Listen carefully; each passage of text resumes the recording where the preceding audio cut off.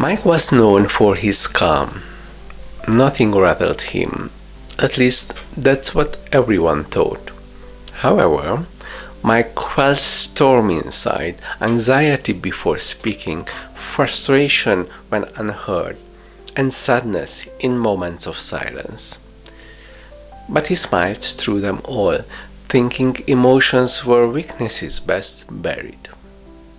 Then he met Anna, a painter new to the city. Her art was bold, raw, and full of emotions. Curious, Mike asked, "Aren't you afraid to show so much?" Anna replied, "Emotions are colors. Without them, life is gray." What are emotions? What functions do they have? What can we know about them? Many things are unknown about emotions, and scientists cannot explain everything, but we can gain a pretty good understanding from history and recent research. So let's delve into the first step, understanding emotions. Psychologists have proposed several influential theories over years to explain how emotions arise. We can categorize those theories into two main groups: the classical perspective and the constructivist approach. The classical view holds that our brains contain numerous emotional circuits which are fixed components of our biological nature, much like fingerprints. Emotions function as a kind of reflex, often conflicting with our rationality. Darwin proposed that a set of core emotions is biologically innate, suggesting that emotional experiences evolved to communicate internal states to help survival.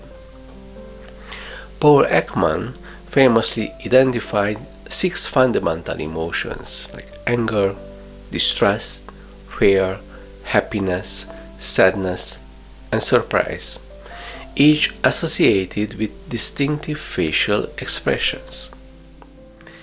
According to Plato, we are motivated by 2 forces, illustrated by a chariot with a dark and a white horse. The dark horse represents our primitive desires, like food, drink, and sex, while the white horse symbolizes our higher nature and emotional drive to achieve goals and accomplish great things. The charioteer represents the rational mind, attempting to harness both horses for its own purposes. In Plato's view, a competent charioteer would guide the white horse to restrain the dark horse and channel their energy in harmony. The rational mind's task is to control our desires in light of our goals.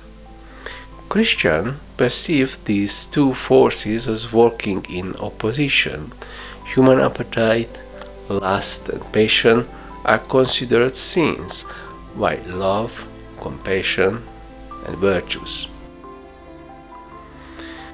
This perspective has persisted for millennia, from Plato and Aristotle to Darwin and Freud, as well as numerous contemporary thinkers like Steven Pinker and Daniel Goleman.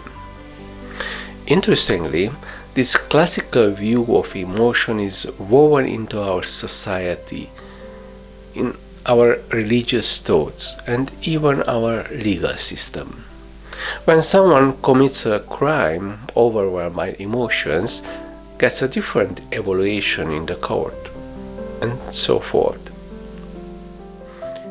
This internal struggle between emotion and reason represents one of the grand narratives of Western civilization. This notion is so deeply entrenched that scientists in the past have even developed a model of the brain based on this ancient subcortical circuit, basic survival, the limbic system of emotions, and the rational part of the cortex.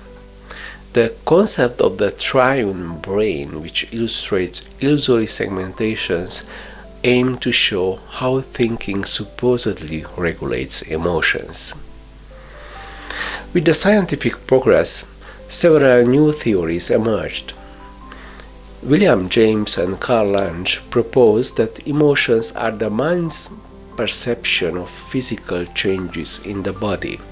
So we don't cry because we feel sad because we cry.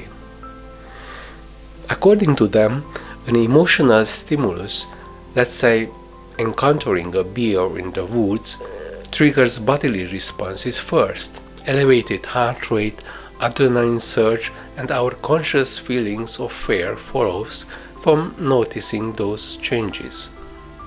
Later, Cannon and Band in the 1920s challenged the previous theory, arguing that emotions and body reactions occur simultaneously, triggered by the brain. In the 1960s, Stanley and Singer introduced the two-factor theory, meaning that we have a physical arousal and a cognitive label.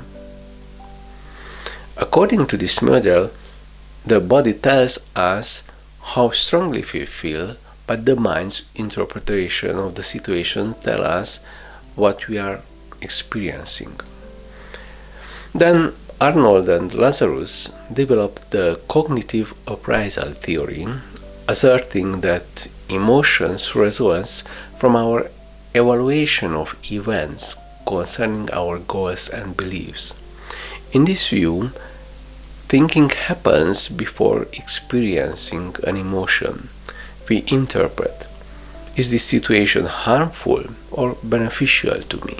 A more recent and increasingly influential perspective is the psychological constructionism, with Lisa Feldman Barrett theory of constructed emotions, arguing that emotions are not inborn, discrete reactions, but are actively constructed by the brain from more fundamental ingredients.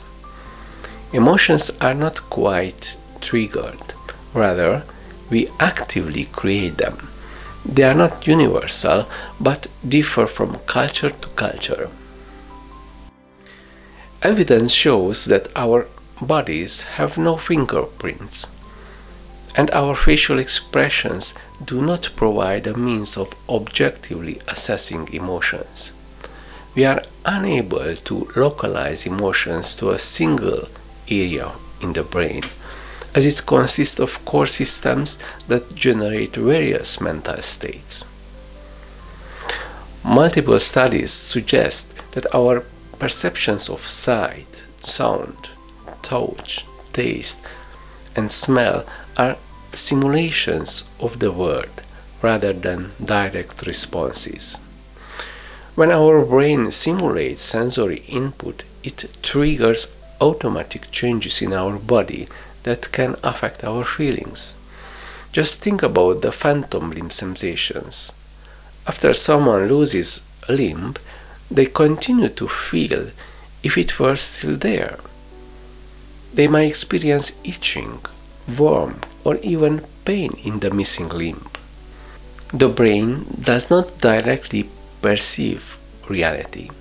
It constructs an internal representations of it by simulating. Emotions are not temporary deviations from rationality. They are not alien forces that invade you without your consent. Emotions are no more out of control than thoughts, perceptions, beliefs, and memories. They are not tsunamis that leave devastations in their wake. They are not reactions to the world. They are your constructions of the world. They are your constructions of the world. Emotions are not reactions to the world. So we are not passive receivers of sensory input, but active constructors of our emotions. Our brain makes meaning by creating emotions, so emotions can be seen as a meaning-making process. What meaning do you want to give to your life? This is such a powerful idea that we will explore it later in this program. So emotions are constructed from fundamental elements, and it might sound odd, but we create our emotions consciously or unconsciously. This reminds me of the fixed and growth mindset approach to life. It's about a belief how we approach life, about our personal abilities, as described in Carol Dweck's Mindset, the Psychology of Success book. A fixed mindset views abilities as innate traits that are largely static. People with this mindset often avoid challenges to protect their self-image. A growth mindset believes that abilities can be developed through effort, learning, and experience. Individuals with this mindset embrace challenges. Research shows that we can learn to have a growth mindset through skill-building activities like reflection, journaling, tracking our progress, and so on. In the fixed mindset, everything is about the outcome. If you fail, or if you are not the best, it's all been wasted. The growth mindset allows people to value what they are doing regardless of the outcome. Take time to work on your value skill set. What do you value? What are your values? Because emotions are constructed and they play a massive part in shaping them, it's essential to build a foundation. In the PDF, you will find a series of questions that guide you to define your values, such as: what am I thinking of most of the time? What am I talking about with my friends? What inspires me the most? Feldman Barrett's framework offers a paradigm shift in how we think about emotions. So let's see what the core elements of emotions are. Her theory suggests that emotions arise from the interplay of sensory input, cognitive processes, and the contextual factors. Emotional experiences are highly variable and influenced by personal and cultural context. No fingerprint for emotions. If happy and angry were biologically fixed categories, we would expect distinct physiological or neural signature for each.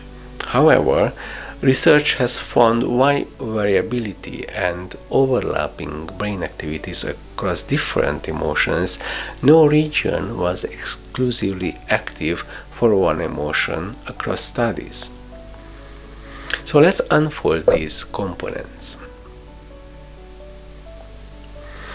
When you wake up, do you feel refreshed or tired? Do you feel drained or full of energy in the middle of the day? Consider how you feel right now. Calm? Interested? Energetic? Bored? These are simple feelings. Scientists refer to them as affect. Affect refers to a general sense of feeling experienced throughout each day.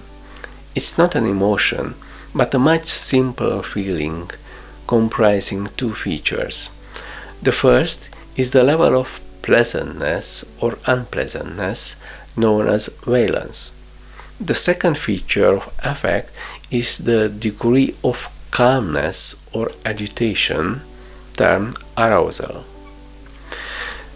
Picture yourself enjoying a lovely sunset. or sipping a refreshing glass of water on a hot day. Now, contrast this with the discomfort of a recent argument with your partner. Pleasant and unpleasant are fundamental, universal emotions, whereas anger and happiness are more complex and individual experiences.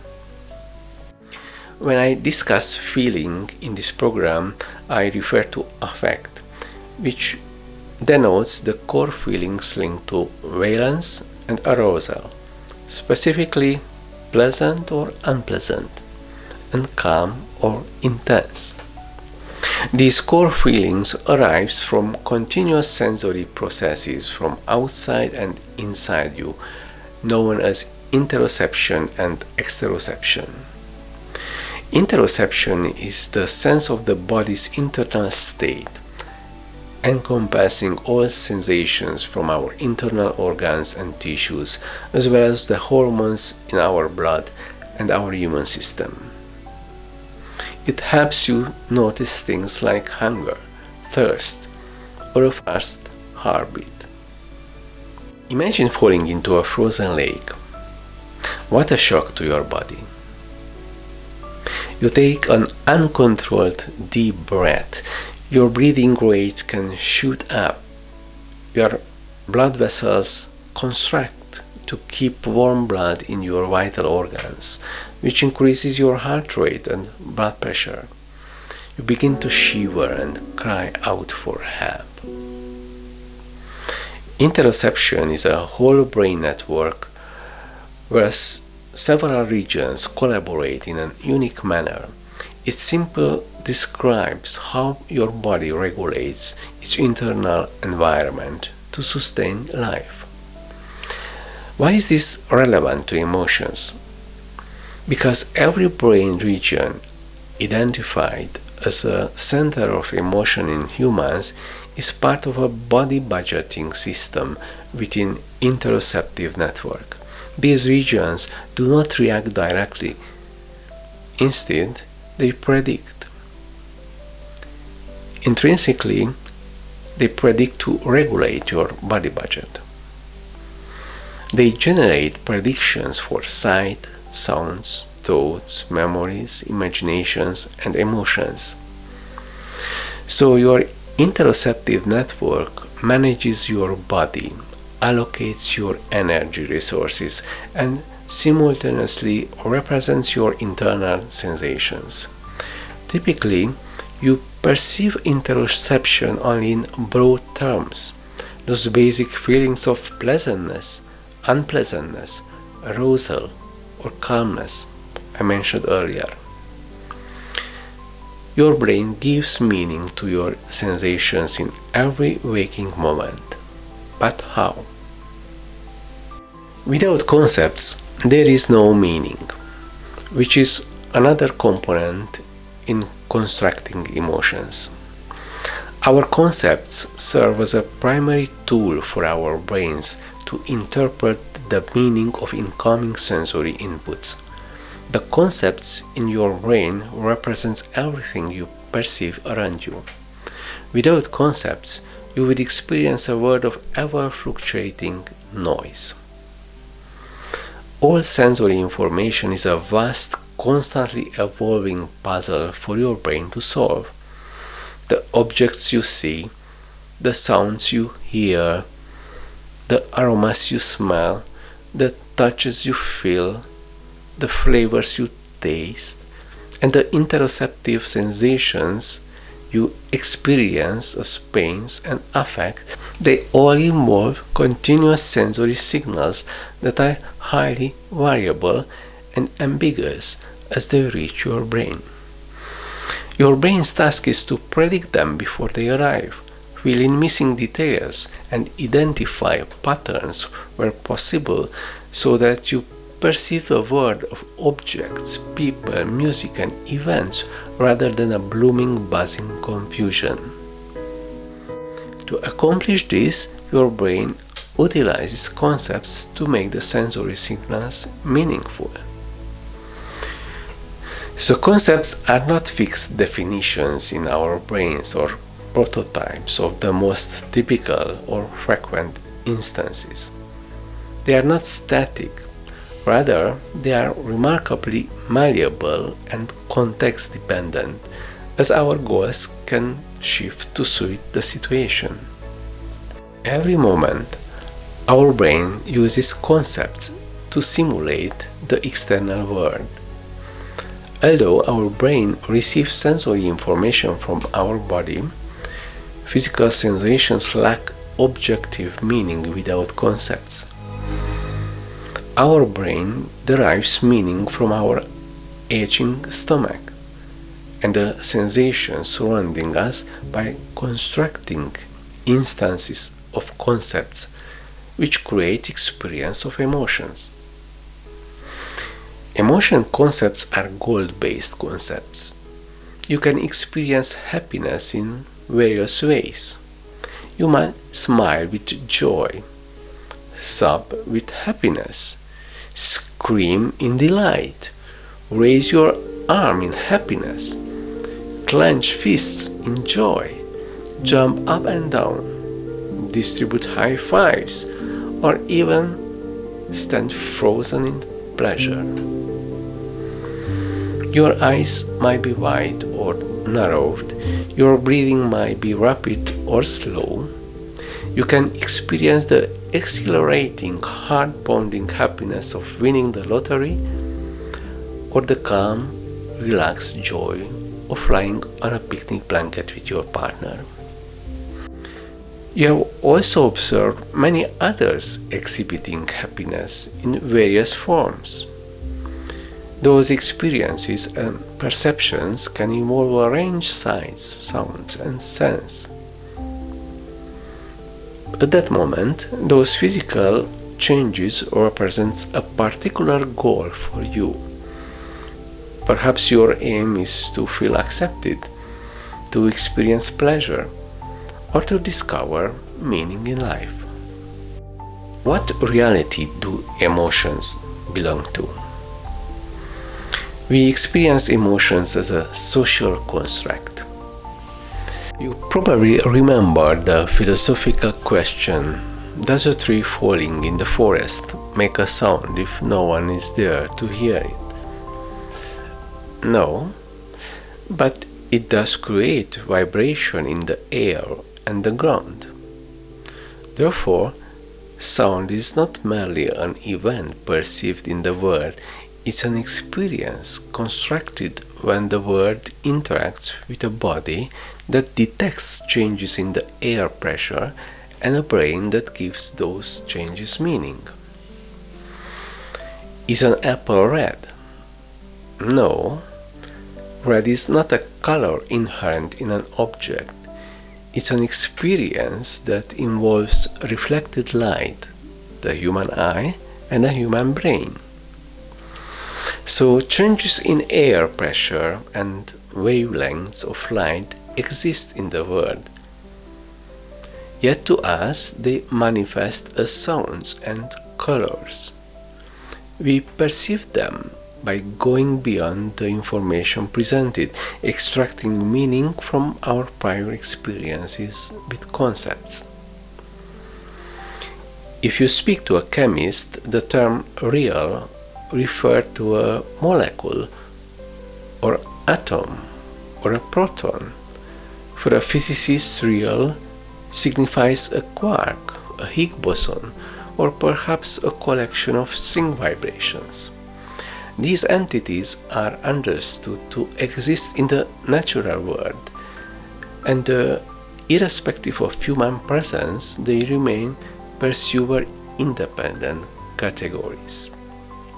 However, evolution has endowed the human mind with the ability to create a different kind of reality, one that relies entirely on human observers. We construct sounds from variations in air pressure and colors from wavelengths of light. Simply getting a few individuals to agree that something exists and assigning it a name results in a creation of reality, much like money, flowers, and emotions. These are categories that depend on the perception.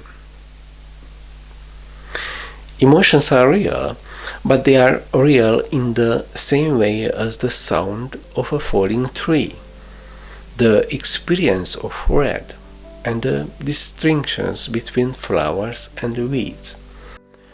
They are all constructed. You are constructing your emotions, or more precisely, you are experiencing them. In conclusion, we can say that emotions do not shine through the face, body, or any specific part of the brain. No scientific innovation will miraculously unveil biological fingerprint for any emotion. This is because our emotions are not innate, waiting to be revealed. We create them. We do not recognize or identify emotions. We build our own experiences and perceptions of others' emotions. So this was the first step in creating empowering emotional assets. Understanding the core components of emotions, which includes affect, interoception, concepts, and experiencing emotion as a social construct. I hope you enjoyed it. Reflect on how powerful the notion is that we are architects of our emotions. What we experience as emotion is entirely a meaning-making process, a prediction. Our experiences do not provide a window into reality, because our minds are wired to model the world, driven by what is relevant to our bodily budget. We then conceptualize from previous experience to perceive a social construct as reality. We are responsible for our meaning-making reality, which is a skill set you are working on the PDF. So take your time to respond the following questions as well. 1. Recognizing that you are constructing your emotions, what sort of reality would you like to create? 2. Understanding that your emotions are not merely reactions to the world, but rather reflections of your world model, what types of changes inspire you? And 3. Can you envision living a life with intention, not merely reacting to events, but actively shaping your best approach? Think of these prompts and see you next time.